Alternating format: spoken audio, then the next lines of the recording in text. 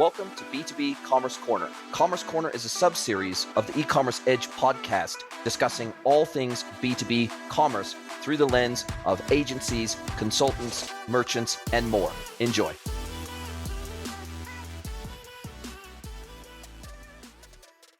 Hello, everybody, and welcome to another episode of the eCommerce Edge podcast with me, Jason Greenwood, your host. It is my pleasure to welcome David BAUDERS from Trade Hounds to the podcast. Welcome, David.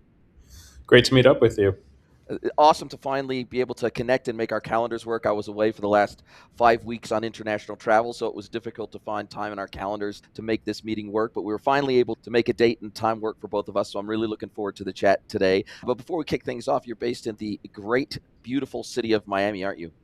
Yep, it's nice and sunny here, and I think with the wind chill today, it's in the mid to high 70s, and not bad for the beginning of March.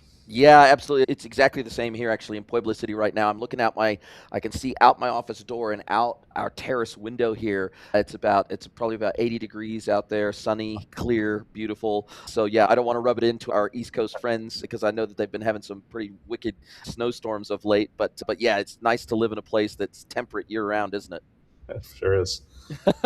We love Miami. My wife and I love Miami. We've been there quite a lot over the last couple of years as we travel in and out of the United States and then on to Europe. It's a jumping off point for lots of our travel that we do around the world. We love Miami. Beautiful place. Amazing Latin food, amazing Latin music, great clubs, great bars. We did the Wynyard Walls Art Walk the last time we were there. We love the Brickell area. Just there's some really cool, that fusion of cultures and foods and languages. Miami's a very special place for us. Yeah, it's a great place, and glad to be able to meet up with you today. Yeah, me too. Listen, before we get into Trade Hounds and what it is you guys do over at Trade Hounds for the B2B trades industry, why don't you tell us how you came to be in this space? Because it's a marketplace, but it's a social platform at the same time. But how did you get drawn into the world of e-commerce to begin with? So it starts with the company I started in 1993, which is Sparks IQ. Sparks IQ is a big data company, analytics for industrial B2B manufacturers and distributors. So for the first 20 or so years of my career, I was one of the pioneers in price optimization, helping manufacturers and distributors make sure they get paid for the value they create for their customers, get away from cost plus, bring pricing tools to their frontline sellers that help them to optimize how much they get paid, being competitive, but also making sure that they capture the value of the innovation and solutions they provide to their customers. Over the years, a lot of our clients were in the MEP and industrial spaces, so we became market leaders in electrical, HVAC, plumbing, mechanical, as well as power transmission, fluid power, automation. And in 2022, we acquired a company called Material Management Software. Material Management Software is a purchasing platform in the MEP space. Basically, the buyers of large construction companies use that platform to automate their workflow and to basically streamline and or automate the tedious activities that go into getting all the materials that people need to get their work done. And this is a major construction technology challenge and opportunity in the industry right now. There's, broadly speaking, talent and labor shortage in the market. So we need to get more productivity in the industrial B2B space. One of the big wastes of time in the industry is that too often they don't have enough of the right materials at the right time for work to continue. And with that type of drain on productivity, the construction technology contact industry is growing very quickly. What we learned after we acquired material management software was that typical SaaS companies that sell to buying committees of executives and then basically go to those companies, once they sell it, they try to push software to the users at those companies, and often it runs into adoption challenges. It runs into the gap between what the management team wants and what the people in the field want. And that's just one of the challenges of the SaaS industry. Around that time, we became aware of the opportunity to acquire Trade Hounds. And Trade Hounds is the largest social app for the next generation of industrial B2B skilled tradespeople. So we have almost 500,000 today, skilled tradespeople and contractors and foremen who spend about $30 billion per year on the materials they need to do their work. Broadly speaking, the challenges that they were seeing today, when we acquired the platform, it was primarily a mashup of TikTok and Instagram. So, very much Gen Zers under the age of 30. They were sharing content, video, pictures, images, message boards, tech tips, things like that about the work that they were doing as they're embarking on their careers. This is very much the next generation customer for manufacturers and distributors in the space. So the big pain point that we discovered as we were looking at acquiring the company was that they were broadly unhappy with the commerce experience, the e-commerce experience, and the non-e-commerce experience they were getting from their supply chain. So typical industrial B2B contractor or buyer typically buys from between 3 and 7 distributors. Broadly speaking, they found those e-commerce experiences to be underwhelming. They were either Or non-existent in some instances. non-existent, broken product catalogs, crappy navigation experiences, and even in the best case where they had solid commerce experiences, it was still asking too much of the users to learn 3 to 7 passwords, navigation experiences to be able to get what they consider to be just a bill of materials. They just need to get the stuff they need, and they don't want to go platform jumping from one e-commerce platform to another. So in a nutshell, the analytics chops of Sparks IQ combined with the commerce chops of material management led us to the point where we said, let's build commerce into the Trade Hounds app so people can get the stuff they need to do their work while solving this basic problem of platform jumping and all of that. That was before agentic commerce became a thing. Yeah. So we were lucky in the sense that we already had the vision of sourcing in the platform before agentic commerce at least became wildly popular and feasible in a lot of ways. And so since that time, we've been busy integrating manufacturer and distributor catalogs and API connections into ERP systems to make it easy for anybody who sells into the industrial B2B space to be able to sell on our platform. And this is a huge sector of the US economy. We think it's about 1/6 of the US economy, around $6 to $7 trillion annually. We don't cover all of that economy, but we do cover, I would say, about a third of it. So basically, the big verticals I talked about earlier: electrical, HVAC, plumbing, factory, a lot of those major categories. And so that's our mission. Wow, what an exciting amalgamation of technology and experiences under one umbrella, so to speak. And it's interesting because I recently had Yaya Rao from Sticker on the podcast, episode 630, for anybody that wants to go and check that out.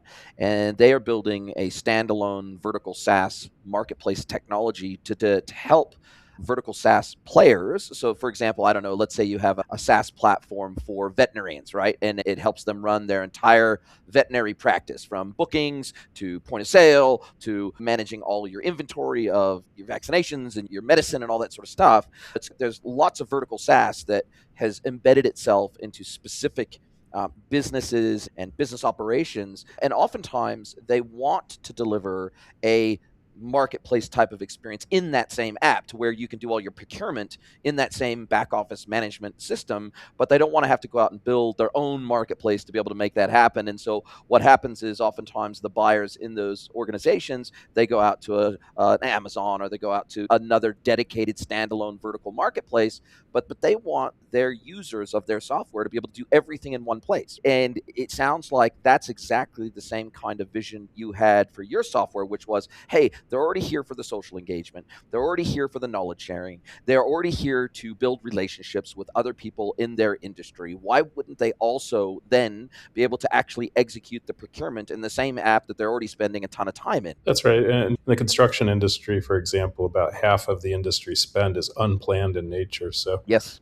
we always say contractors can't plan their way out of a wet paper bag. There's lots of reasons outside their control why that happens. I won't go into all of them, but suffice it to say that when they don't get the materials they need, whether it's in the factory or in the job site, work stops and production stops, and that's a big deal. We've been focused on how do we make, particularly now with agentic AI, how do we make it as easy as saying what you need to get what you need. And typical open large language models and platforms don't have the supply chain integrations to be able to make Yes. it happen. They have the power to do it, but they just don't have the connectivity. And so what we've been doing is busily getting distributor integrations, manufacturer catalogs, and that sort of thing. Wow, and I guess that also helps with the product data challenges that many distributors already have. If they have a catalog, in retail, 100,000 SKU catalog is considered large. In B2B distribution, a Several million to 5 million. million to 10 million SKU catalog is the norm. And so we're dealing with such large catalogs, such large quantities of data that it is very difficult in many instances for distributors to even onboard products from the suppliers that are beating down their door every single day because of the data challenge. And so I feel like you plug a pretty big gap there if you're supplying a lot of the data at the same time you're providing the plumbing for the data, but you're also supplying some of the data. And that to me feels like a bit of a secret sauce. Yeah, the other thing that's been really important is that we embrace the channel relationships of our manufacturer distributor partners. Unlike an Amazon B2B, for example, which at their will can decide whether or not they're using independent resellers or their own sourcing. Mm-hmm. We're committed to the channels. That's the whole Sparks IQ heritage, is working with those companies. And frankly, we think that's our place in the market, is to respect channel relationships. And there's a lot of important characteristics of these products. They're much more complex. They're riskier. They have novelty. Liability attached to them and everything else. So we think it's the right place to be, and it's resonating really well, particularly with this next new generation of customers. They have very different buyer expectations. We always say they don't want to call their parents, let alone their supply houses, and so it's become a nice point of differentiation for us. To your point, at the end of 2024, Forrester came out with a report that showed that over 70% of B2B buyers in the United States today are millennials and Gen Z. So that percentage, surely by the end of 2024, now we're in the early 2026, that percentage will have grown. It's probably more like 75% B2B procurement people today are millennials or Gen Z. And so to your point, they don't want necessarily to have to send an email. They don't want to have to send a WhatsApp message. They don't want to have to send a Teams message or a Slack message to their account manager. They don't want to have to take a screenshot of a spreadsheet on their screen and then message it to their account manager. They don't necessarily even want to have to log into a portal. A lot of these procurement specialists will have some sort of e-procurement module, whether it be in their ERP or a standalone Jagger, Coupa, Ariba, whatever. And some of them will be doing procurement via EDI as well. But the reality is that the same benefits that retail consumers get from platforms like Amazon is exactly the same benefits that B2B procurement specialists get from B2B and vertical specific marketplaces, which is I can procure from a bunch of different suppliers at the same time in the same interface with a single cart, with a single payment, and all of those orders will get split up and farmed out to the suppliers that they need to go to for ultimate fulfillment. And to me, that is really the true benefit of, and DC360's called this out themselves. They've said that by the end of 2025, which we're now past, they estimated that there would be over 1,000 vertical specific B2B marketplaces operating in the world. And for that exact reason, because each vertical requires a unique type of experience to service that vertical well. And so a generic marketplace like Amazon just isn't going to get it done. Yeah, I think just to speak to a couple of your points, in the industrial B2B markets that we serve, about half of the skilled workforce will retire in the next 5 to 10 years. So that means a whole new generation of buyers out there who have very different buying expectations. They don't have attachment to the incumbent brands or even to the incumbent ways of doing things. It's a real jump ball, as we say, in the industries that we serve, for preference, awareness, loyalty, revenue. And that's why manufacturers, at least forward thinking manufacturers, and their channel partners now are saying, okay, we can't just do business the way we have. There's a generation that's still buying that way. But in terms of maintaining or growing market position, we have to embrace the new generation of buying expectations. And how do you deal with the added complexity of things like customer specific price list, buying increments, quote request management, selecting of shipping dates? You might have a cart with 500 lines in it. If I'm on a job site, I probably want the concrete to arrive first and then the timber, maybe then the roofing, maybe then the electrical and plumbing. In this industry, there are such complexities around how the supply chain works in Mhm. conjunction with the procurement teams that are trying to get this stuff to the right place at the right time for the right jobs. There's just so much complexity wrapped up in that. And so obviously that's why portals are so popular with these distribution houses, because of the fact that they can control that experience at a very granular level down to the individual buyer level or the individual procurement organization level. But that's a harder thing to deliver across thousands of suppliers in a unified marketplace experience, right? Yeah, I would say the key part of the key to solving that, and it's definitely a journey. I want to be clear about that. The challenges that you spoke of in terms of staging of deliveries and the whole project structure of work, you have to be careful which problems you sign up for and which ones you sidestep, frankly. In our case, we have two primary use cases that we solve. The first is the mobile user. Yes. So the mobile user is the person either on the factory floor or out on the job site who is dealing with mostly what we call unplanned spend. Yep. So their job is to get what they need right away. It's typically smaller orders, smaller bills of materials, fewer line items, but they need it really fast. And so we focus there on being able to just streamline that experience. And for a lot of those people, about half of our users, they have direct purchasing authority. About half of them have to send a requisition to a foreman, a supervisor, an engineer, somebody else who approves it. In that case, we have a companion product, Trade Hounds Pro, which is a desktop solution.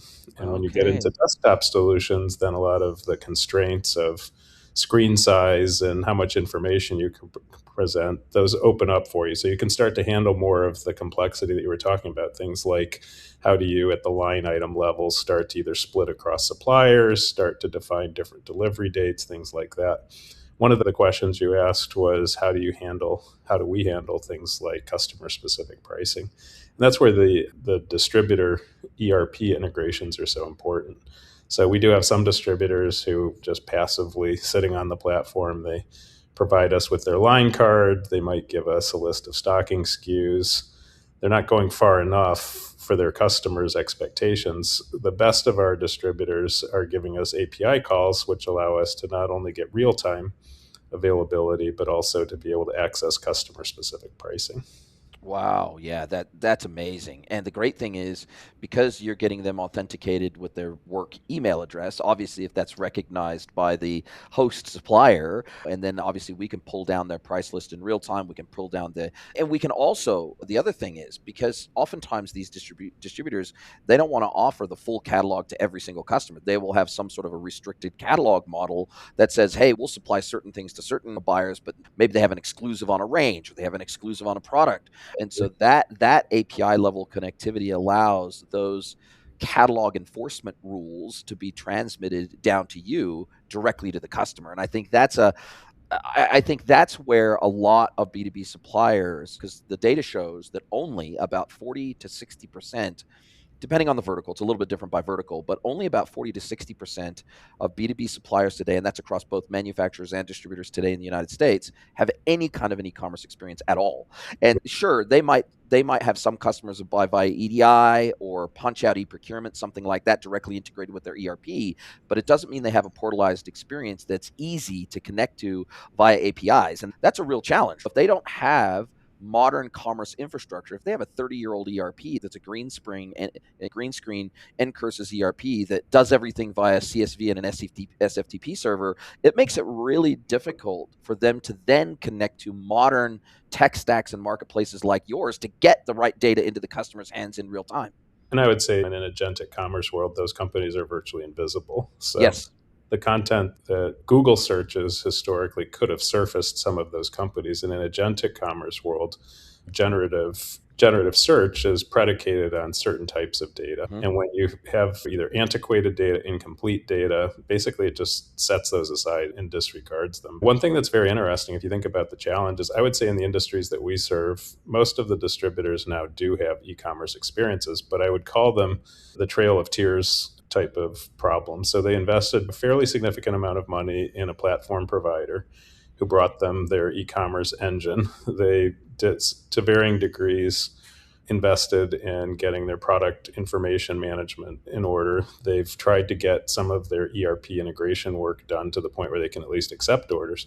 But what happens after they've done all that work is they're stuck in the 3 to 5% of revenue type of range. And they didn't quite hit the threshold level of experience to drive revenue. Yes, they may be generating benefits outside of what shows up in their transactions in terms of users discovering product, doing pre-purchase research and that sort of thing, but they haven't gotten the payback on their investment. What marketplaces do, by contrast, is help distributors to take their investment in data quality and their investment in ERP, let's say some of the back end ERP work that they've done, and actually start to make money with it. And the reason for that is you just think about, for a typical distributor, how hard is it for them to find 500,000 customers who have billions of dollars of spend? If you're a Grainger, you're one of the big companies, yes, you can conceivably do that. For most Or of the Zorro or whatever. Yeah, sure. Yeah, if you're in your typical distributor, not only are you lacking the technical background and you have an inferior buying experience, but you don't have the customer base to make those investments. So we're filling a very specific need. I would mention one other challenge that's been really important, and that is a lot of distributors in this space have really chaotic, inconsistent pricing strategies themselves. Yes. What happens in the agentic world is when they start going out and doing agentic purchasing, they're discovering all of the inconsistencies in pricing. So Yeah. one CSR is giving them pricing that's 10% below somebody at the same desk, 3 seats down. You've got all of the pricing overrides that have been processed. You have manufacturers who are giving really important subsidies into the channel. And today, what that's leading to is chaos and inconsistency, not to mention profit leakage. So one of the major benefits of marketplaces is being able to give manufacturers and distributors new insights about what's really going on in their markets that they serve. Being able to know what is the price in Miami this week for conduit, Yes. and being able to get to basically insights beyond their own data to understand what's going on. So a major role of a marketplace is not just originating revenue, it's also yielding up the insights like a Bloomberg terminal that Yes. helps them make better commercial decisions. Well, it's pricing intelligence that they can't get any other way. And obviously, with a platform like yours, they get much deeper actionable intelligence than they would get from somebody like an Amazon, who famously holds that data for themselves because they compete with the channel. They compete with their suppliers on their own marketplace. And so there is a frenemy type of a model in the Amazon marketplace that just doesn't exist in your type of model. The other thing that a lot of people are starting to really value in terms of our channel partners now is what I call pre-commerce insights. So it's one thing to know what happens transactionally on a platform. It's another to know, for example, what percent of the time is a distributor being included in quoting opportunities? What's their participation rate? And what's their conversion rate at different stages of the quoting process? Or what's their quote response quality rate? What percent of the time when there's an RFQ do they have a complete response to that quote request? And a lot of them just don't know, based on their own internal data, what their quoting performance is. So we're able to help them really understand what's their participation rate, what's their conversion rate, what's their close rate, how many customers of different types and project types. For example, we know in our user base which of our users in the electrical industry, for example, are commercial versus residential versus industrial. We know which of them are working on data centers versus solar projects, EV charging stations, and we're able to really micro target where they either where the user's unaware of them and they're not even being asked to quote, or where are they just struggling to get adoption in those segments. So it's a combination of having much deeper, more granular user insights, along with being able to go upstream in the purchasing process to give them what I call pre-commerce insights. And how do you help some of these suppliers, whether it be a manufacturer or distributor? Because obviously you can connect manufacturers with distributors on the platform just as well as you can connect distributors with end buyers, trade buyers, for example, of the product. So you're providing transparency, and you're providing the pipeline across the entire supply chain of the trades that you serve.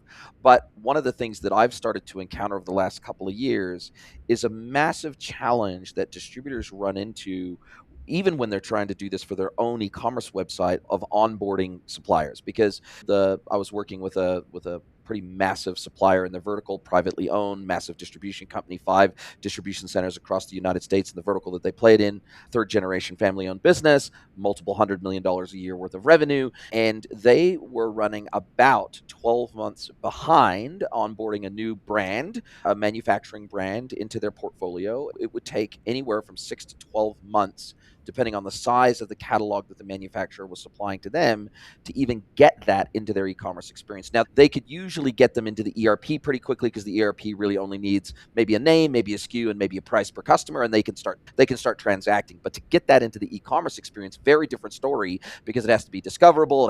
We have to know where it fits in the taxonomy. We have to get it into customers' restricted catalogs, all that crap. And to get them fully onboarded into the digital experience is a real journey for a lot of these distributors. What a lot of distributors have started to do, they've said, okay, for our top 20, maybe 30% of our products that we actually warehouse, we're gonna fully enrich those products. We're gonna fully get that data from our suppliers. We're gonna get that into our e-commerce experience. But for the rest of our catalog, we're gonna set up our own internal marketplace, and we're gonna let our suppliers actually load their own products. Those products don't even need to live in our ERP. We're effectively just gonna clip the ticket on the transaction as it flows through our commerce experience. The revenue is gonna be recognized directly into our ERP, but we don't need to have those products in our ERP, because it's just a sales order in our ERP, so it doesn't really matter. And then obviously we'll give a percentage, we'll give the lion's share of that revenue directly to the supplier. And effectively, we're acting as a drop shipper in that model. And it's a lot less work to onboard those products into our catalog, because we don't have to do the work ourselves. We're going to open up our portal to our suppliers, who then they manage their own catalog inside our system, and for better or for worse. But the challenge with that is that you have wildly varying levels of data quality, discoverability, and therefore, even if you open up your portal to 100 new suppliers, you may not get much traction across those SKUs unless those suppliers are really good at merchandising their own product. And yes, you're offloading the responsibility of merchandising, but you're offloading it to varying degrees of capability too. So there's this tension there, and I feel like platforms like yours would solve a lot of that problem, because they can act as a pass-through of the products they have access to directly into your platform. But if those products don't actually live in their ERP in a meaningful way, because they have access to the products, but unless they've sold them before, they don't usually live in the ERP. So how do they then get that information into your hands, that they say, hey, look, here's the products that we have in stock today, that we can ship tomorrow, versus here's the catalog we actually have access to and can sell should it be needed by a customer on the platform. These are what I call long tail problems. So basically, everybody, whether you're a distributor or whether you're a marketplace, you're always having to deal with what's the Pareto in your industry. And at the top of the industry, in electrical, for example, there's NEMA, National Electrical Manufacturers Association. There's about 250 to 300. Sorry, hang on just 1 second. Sorry about that. So I'll just go back and say, so these are what we call long tail problems. So whether you're a distributor or a marketplace, basically you have to address the Pareto in your industry, which is how many of the companies are high quality, data enriched, data complete providers of information, versus the long tail of cats and dogs, odds and ends, where they haven't done that work. And fortunately, in the electrical industry, for example, it's a relatively consolidated industry. A lot of the big brands have gone out and acquired their competitors. It's relatively consolidated. There's about 250 to 300 electrical manufacturers, for example, that are part of NEMA, National Electrical Manufacturers Association. HVAC has its own trade association, much less consolidated in some parts of it, others more consolidated. But the point is that this whole data question comes down to, you're going to have some people where you can transact relatively cleanly. In the case of, for example, we subscribe to data syndication services for a lot of the tail of what we do. So there's like DDS or any of those data suppliers. Yeah, DDS is a great example. Or in the electrical industry, you have IDEA, which is an industry aggregator of data. What's interesting is that even in that case, a lot of the manufacturers haven't provided the quality of or completeness of data. To DDS even. So we have to, with the bigger manufacturers, we're actually engaging with them directly to start helping them fix their data problems. And it's all about removing friction in the buying process. But even beyond that, you've got, once you've solved that data problem, the big challenge for manufacturers, they not only have to get their own data in order, they also have to make sure their channel partners are on board. And so it's really, for the big guys, they have strong channel relationships. They have leverage. They can get them to the table and do the integration work. For the smaller ones, unless they're part of those same distributors that are working with the big guys, they've got a much bigger challenge, and they don't have the leverage with their channel necessarily to get them to do that hard work. So it's definitely an ongoing challenge, and there's no easy answers, but the harder you work at it, the better it gets. And I guess it also, platforms like yours create a strong incentive for manufacturers and distributors to get their data house in order to be able to access your platform and to be able to access the customers that are represented on your platform. So this draws a very straight line between opportunity and ROI. Like this is a very direct line. Whereas investments in e-com, I think measuring the ROI of pure e-com opportunity in terms of either number of orders or percentage of revenue that eventually moves from offline to, say, online through an e-commerce portal. I think that's selling the experience short, because obviously you're delivering an entire digital services layer through the portalized experience. But still, it is harder and it's more opaque for CFOs in that environment to draw a straight line between investment and ROI versus a platform like yours. And the economics of the platform are very different from the economics of internal e-commerce. So, for example, we charge basis points or Yes. transaction fees. It's pay as you go in our model. So you're not investing billions of dollars. The field of dreams approach, you build it and you hope that they'll come. And of course they don't. It's the trail of tears. It's, you start out, you get onboarded, you onboard your branches, your line card, hopefully your API connection to get pricing and availability. And then you pay transactional fees as you actually sell. So there's no upfront. You're cash flow positive essentially the entire time. If you look at the historical experience of these distributors, they invested years and many of them millions of dollars trying to get to that. All for what? They ended up with 3 to 5% adoption of their e-commerce platform. The other point that you were hinting at is just how much bigger our marketplace is than the typical distributor customer base. So just as an example, we've worked with several of the largest mega whales in our industry. Many of them, let's say in the industrial space, for example, they might have 100,000 customers and they're maybe selling $5 to $10 billion worth of stuff. We're coming with a marketplace that starts with 500,000 customers. And some of the mid-sized distributors that we sell to, they might be, let's say, $500 million to $1 billion. And they're selling to maybe 20, 30, 50,000 customers. So we're starting with a much larger customer base.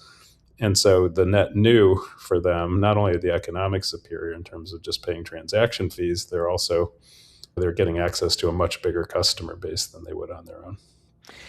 And you're tapping into full network effects that you can't get on your own as well, in the sense that, okay, cool, if I can supply 90% of a cart or a proposal or an RFQ proposal, but I can't supply the other 10%, oftentimes I'll be out. If I was just a standalone business and I have a competitor that can supply 100% or 98% of the products, then they might go with them, even if a couple of line items are slightly more expensive or whatever it is. Just that single throat to choke model is very attractive to the procurement specialists, and they don't have to deal with 50 different suppliers through 50 different portals. Whereas in your platform, they're going to miss out on a lot fewer deals when they can have effectively an aggregated cart experience, an aggregated supply experience. You're doing the curation, you're doing the aggregation, you're creating the unified experience on the front end for the customer that makes it a lot easier and a lot more frictionless for them to do to execute the transaction. And so it means they're going to miss out on much fewer deals, regardless of whether they can supply every single line item or not on a specific RFQ. The other thing that not to forget, and I talked about this earlier, is the importance of market insight. When you do e-commerce on your own platform, you can only get insights about your own success. What you're not seeing is all the things you didn't sell, all the opportunities that you weren't a part of. You don't get to see how your pricing compared to the industry peer group that you sell against. And so it's, frankly, you're flying blind a lot of the time. For our customers, our distributors, they find that ours is a relatively high margin channel for another interesting reason, which is that they don't have CSRs overriding the pricing. So they set pricing up in their system. If they've done it well, which we help them with, the Sparks IQ side of our business helps them to make sure their pricing is e-commerce or agentic commerce ready, then once that's happened, they're not getting all of the leakage that comes through from people messing with the pricing. Our transactions flow through relatively clean. They don't Yes. require, in some cases, they don't require people to touch them at all. So it's a different model. The margins tend to be very healthy, and the cost to serve is much lower. Makes complete sense. And what's next for you guys? Is there anything you don't do today that either your customers, partners are asking you to do that you don't yet provide as a service, or do you see any other gaps in the market that you don't yet fill that you say, we don't do it today, but 6, 12, 18 months from now, we will be doing those things? Like, Yeah. what does the opportunity look like for you? Yeah, so we've got two major areas of growth for our business beyond what we're already doing. The first is that we're building much more of the office buyer tool set, the desktop tool set, which leverages the Trade Hounds brand. And a lot of our users buying experience, they need that extra layer of buyer authority to be able to complete the transaction. About half of them have it, half of them need that buyer authority. So we're building a robust free tool that helps the office buyers who are part of that organization to complete that cycle. The other piece of it that's pretty interesting is about a year ago, we acquired a company called Wrangled. And Wrangled is an upstart competitor to Service Titan. So basically, it's managing a small subset of the contractors' and customer relationships with their customers. So a big part of the contractors' service experience is how do they quote to their customers, how do they obtain estimates from their suppliers about the cost and availability of materials, how do they generate proposals, schedule work, all the way through to invoicing and cash collection. So understanding that there's a big segment of our users who have that exact need, we acquired a company. We're basically building streamlined versions of those tools as free tools into our platform. And what you'll be seeing in the next 12 months is a full suite of contractor and customer facing solutions that help them to go all the way coast to coast is what we call it. So for a manufacturer that sells through two-step distribution, they lose a lot of visibility into what's Oh, going on yeah. with distributors. So we're taking them not only down to what's going on at their distributors' customers level, but we're actually taking them a layer deeper to understand what's going on at the street level with the end customer. And I think that's going to provide new opportunities for market insight, where our brands, whether it's distributor or manufacturer, connecting or not connecting with the real generator of demand for them. But we're also helping them to then build awareness and preference with that generation. Just like there's a jump ball for the next generation of skilled tradespeople and their office counterparts, there's also a jump ball going on for end customers who Gen Zers also coming into the marketplace without Yep. preferences or any kind of awareness. And I think it's not just preferences. I think it's no pre-established relationships. And that to me is actually the bigger part, because in a lot of industrial procurement, a lot of these relationships are 30 years old. And so the reality is once those people age out or retire out, the reality is those relationships now all of a sudden don't have as much meaning. And so they don't have a predisposed. I didn't see Bob, my supplier agent. I didn't see his kids grow up. We didn't play ball together. We didn't go to boozy lunches on a Friday and ball games on a Saturday. That's not what we did. And so those relationships, all of a sudden, where we had loyalty based on relationship, we have to create loyalty in other ways today. I think that's the other part we haven't talked a lot about today, is that one of the things that makes Trade Hounds distinctive as a marketplace is its whole social layer to it. And most marketplaces really don't have a culture. They don't have a social layer, but ours still started with that cultural layer. And so it's LinkedIn and Amazon business had a baby. That's where we are today. We've got aspects of the TikTok, the Instagram, aspects of LinkedIn, which is people connecting socially, sharing pride of work, sharing their job experiences, combined with this commerce engine that's sitting behind it. And that's a fairly unique business proposition. What we like about it is that we can connect with people socially before we do commerce with them. Yes. They're very different. Most platforms, they're out there saying, will you buy from me? Will you buy from me? Will you buy from me? We start with a very different proposition, which is, would you like to connect to your peers? And before you ever spend $1 on the platform, there's social value there, and there's learning there that takes place that we think is a very powerful forward-looking type of approach to doing business. Yeah, it sounds like, in all transparency, obviously we've never done business together. I've never used your platform, but it sounds like almost a combination of a LinkedIn and Instagram type of a platform combined with the marketplace technology. It's a bit of a mashup of experiences that mean that people feel like they're part of a community. They feel like the people that they're interacting with understand the pain that they're going through, understand the wins, the losses, the challenges, the opportunities, the areas where, oh, hey, is anybody else stuck getting 9 mil ply over in this part of the world? Is everybody finding that we're all out of stock here? Or it's a different thing when you feel like you are part of something where it's the cheers effect, right? It's the classic cheers effect. You walk in and everybody knows your name. One thing that we're doing, for example, just to expand on that, so we introduced a feature recently for contractors, compare your billing rate. So a lot of people out there, their livelihood is being determined by when they provide quotes to their customers, how do they put together the economics of their proposal? Turns out most of them had pretty poor knowledge about what the billing rates are in their market. Why do they have poor knowledge? Because it's a fairly opaque part of the industry. And so what we're doing is we start to generate all of this activity on the platform is we're providing market insights that say, okay, if you're doing a kitchen and bath remodel in this zip code, this is what the billing rate bell curve looks like. And you can pick your rates within it.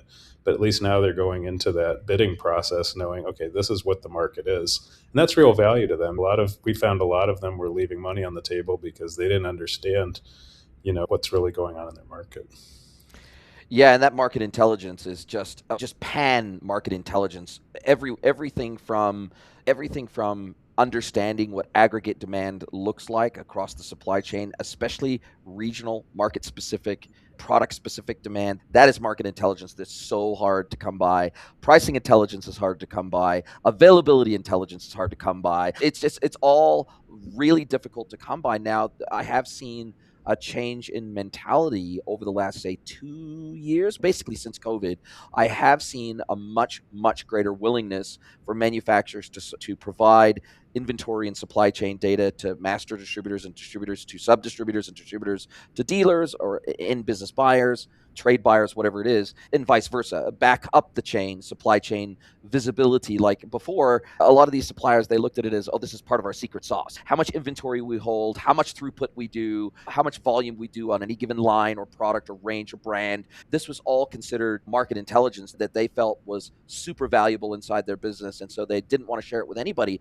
But what they have discovered over the last couple of years, that it's actually more valuable to supply that information, because then it allows their suppliers to not run out of inventory as often. It allows them to make sure that they're holding just enough, but not too much, because as we know, distribution, especially for those that actually hold inventory, it's a very capital intensive business, and having enough warehouse locations to cover the country is expensive. They have found that collaboration is more valuable than competition in that scenario. And so I think that change in mentality makes a platform like yours more valuable, and it makes it more trusted, because historically, maybe, I don't know, maybe 5-10 years ago, they wouldn't have wanted those insights that came from them being a participant on your platform going into a competitor's hands. But what they have discovered is, sure, maybe some of my data, it's aggregated, and of course it's cleansed, and you're not giving specific information about a specific supplier, you're giving aggregated information. But the reality is they get as much benefit as they give. Yeah, I think the other part of it is even when they have intent now, just to comment on that. So a lot of manufacturers have intent of being, let's just say, more insight sharing with their channel partners, particularly if they have carefully built channels that they can control or manage effectively. What they're lacking is visibility to what's going on outside of their own data. And so what Trade Hounds is providing is market data that go outside of the manufacturer. So if they have intent of sharing, this is really raising it to a higher level. I love that. I love that. If you could sprinkle fairy dust on our industry and you could change one thing at the snap of your fingers, what would it be? I think the most important thing is becoming the easy button. There's just too much friction in the industry, and friction equals lost productivity. It's a destruction of economic value in the economy. So I think right now, all of the focus needs to be on meeting the new generation of buyers where they are, Fortunately, a lot of the agentic tools that are coming out are able to navigate disparate data structures. They're able to really solve a lot of the rat's nest of problems that, not all of them, but many of them. And I think right now, removing friction is the biggest thing. And the biggest perspective shift for companies out there is understanding that there's a non negotiable demographic shift going on. It's changing buyer expectations. There are new technologies like ChatGPT, like the Amazon experience that we have on a daily basis, and that standard of frictionlessness is real. And either lean into it or you lean against it. But that's where the winners and losers are being determined today. Yeah, and if you're trying to lean against it, you're basically trying to stop the tide, right? That's just like trying to stop the ocean. So that's the real challenge.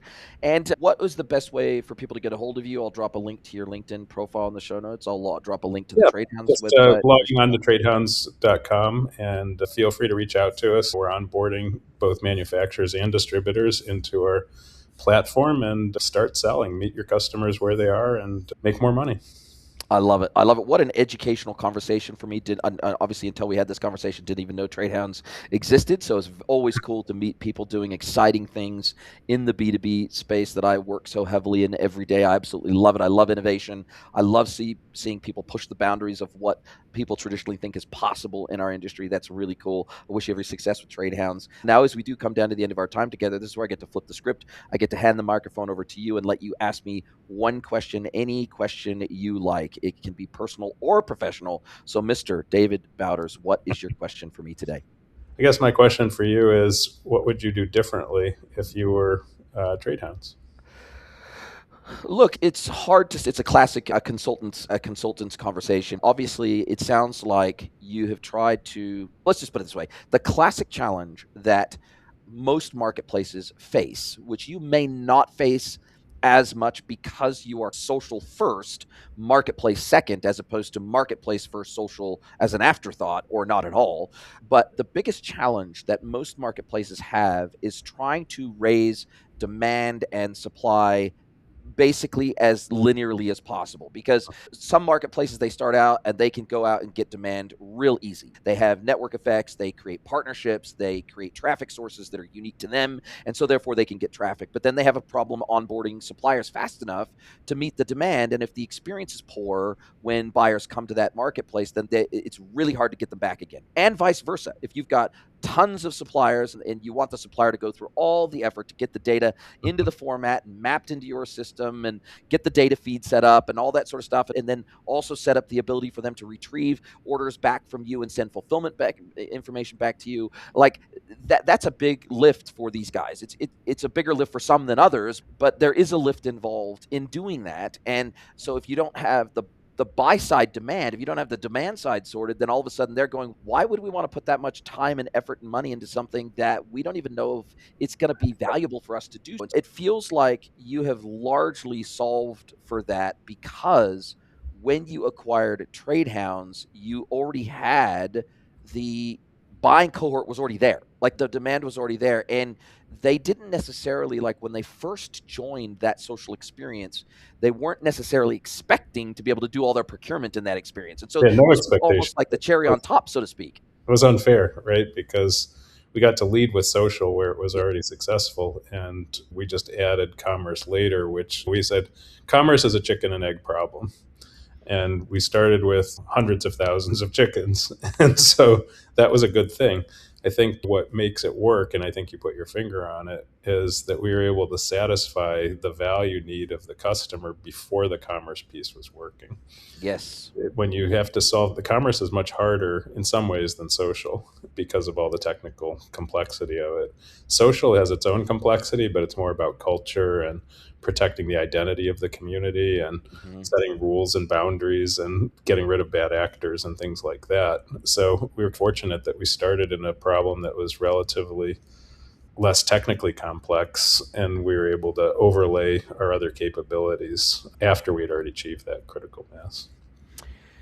The only other two things I would think of, if you don't already do already, and you may already be doing this, is create a bidding engine within the platform to where people can actually bid on inventory and say, look, okay, cool, this is our normal price for this inventory, but we know supply is constrained, and so we want to actually open this up for a bidding scenario where people can, where we're going to sell to the highest bidder. We've only got a container load of this available left in our warehouse until 60 days from now, until we get more supply. Turning that model on its head and saying, instead of us having pricing intelligence and us dictating to the market what we think they should be paying. No, let's open that up to a bidding scenario for specific portions of inventory. And then also allowing transparency into VMI inventory, which has historically not been possible. Like historically, you have not been able to, even if you have a great relationship with a supplier, if they've got a portion of their inventory sitting inside Boeing's warehouse, for example, inside of a cage, but it's vendor managed inventory, but Boeing wants to make that potentially available to the market if the market is willing to pay them a premium over what they procure that VMI inventory sitting there for. They might be willing to give that up if they can effectively turn that into a profit center in the business. And so having visibility into vendor managed inventory and its availability and where it can be shipped from, and having a bidding scenario for high demand products that are supply constrained. I think if you could combine those two capabilities together, that could create some really interesting value maximization opportunities in the platform. Love it. Hey, it's great to spend time with you, Jason, and appreciate the opportunity to chat together today. It was fantastic speaking with you. I really appreciate your time, and I cannot wait to speak to you again soon. And I wish you all the best with Trade Hounds. Thank you so much. Are you a B2B or D2C e-commerce merchant?